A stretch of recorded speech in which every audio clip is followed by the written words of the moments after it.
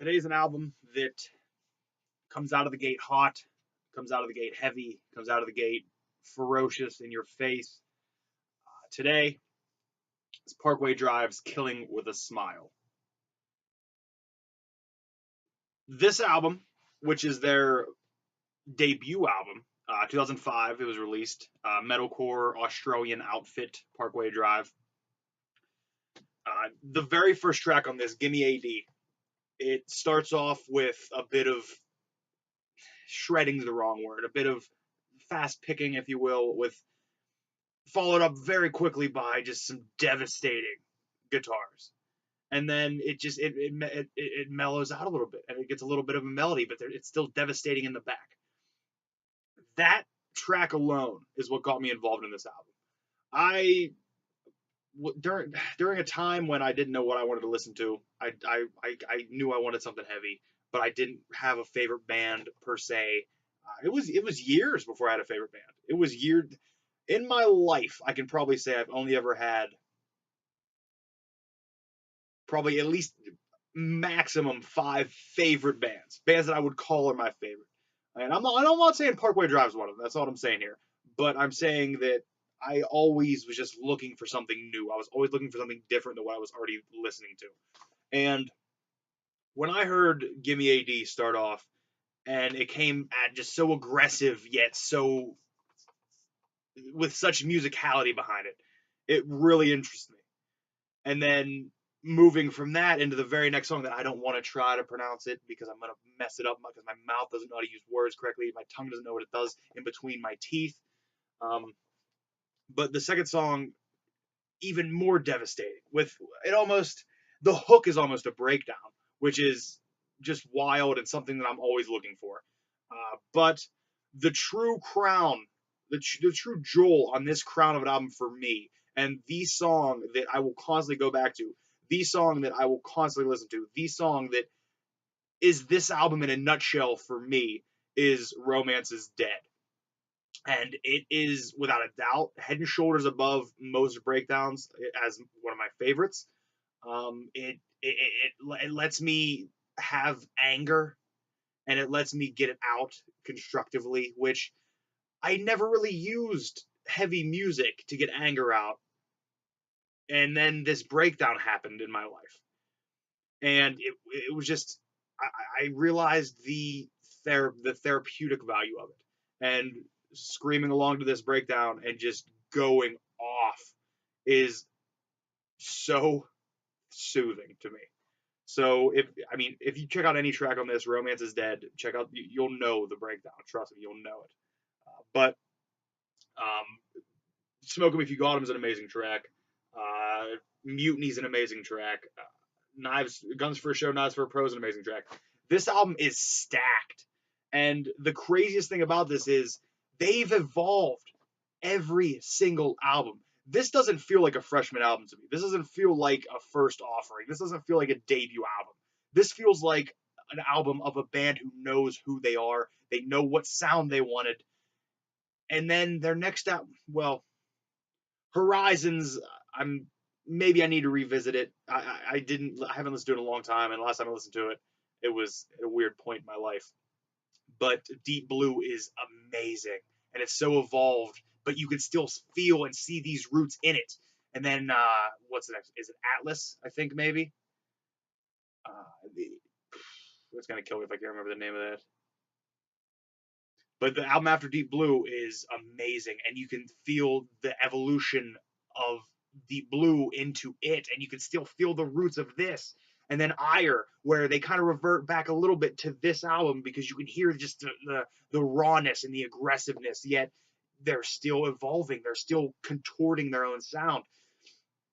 Parkway Drive are magicians to me. I don't understand how they do it. I don't know what happens, but they have their own sound, but they aren't doing anything so crazy that it's off-putting.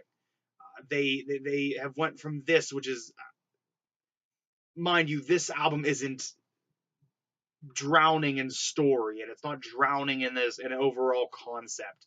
And then they've moved into that, and their other albums, they do have this overall feel, and they do have a cohesiveness. The cohesiveness behind this is almost, we're here.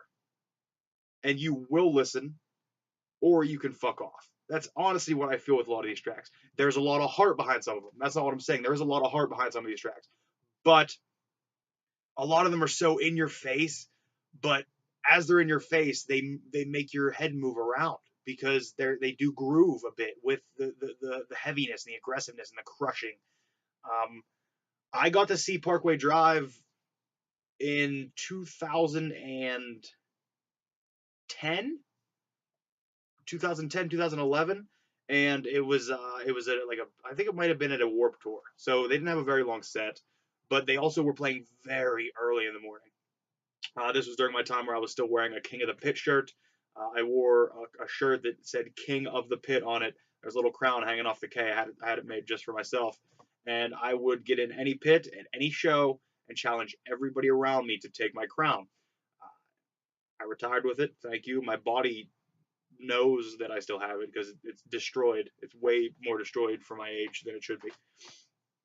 But I always kept it, and moshing still to this day, there's not a feeling that I've ever had that could compare to when you're in the pit and you're feeling the music and you feel the people around you feeling the music, and it's just that camaraderie. It's the familyhood that you feel, and then you have the music as the soundtrack of this that is just crushing into your sternum and making your heart feel like it's gonna explode, and then it's just the overall, it's almost a euphoric sense for me. And there are very few songs that I've ever went harder to in a pit than when Romance is Dead played. And I think they may have played 10:30 in the morning, and I gave it everything I had. I mean, I always did, but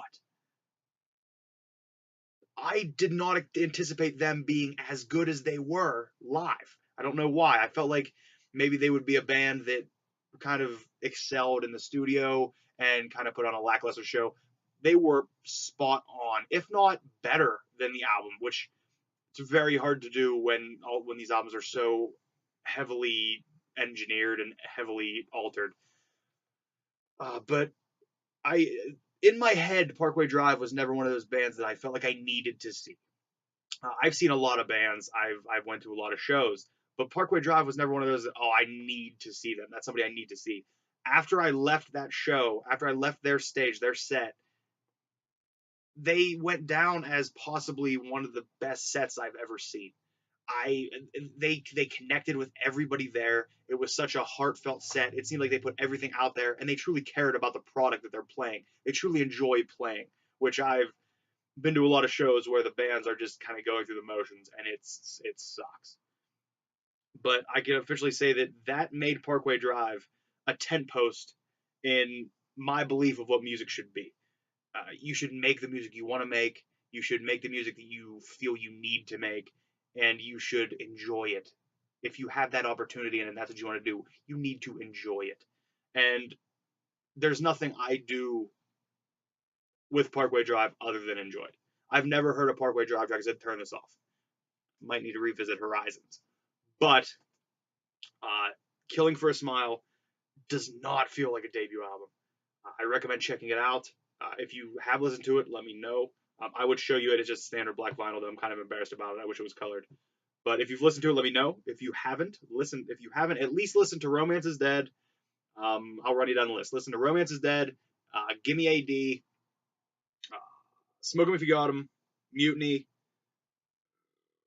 Blackout's good. I think it's just an instrumental track. And then track 2, I don't want to say it. Anastasis. Xenophonitis. Xenophontus. Maybe I shouldn't have done this video for that reason alone. Parkway Drive, Killing with a Smile. Fantastic. Love this album. And Romance is Dead will always be a go-to track for me. Thank you.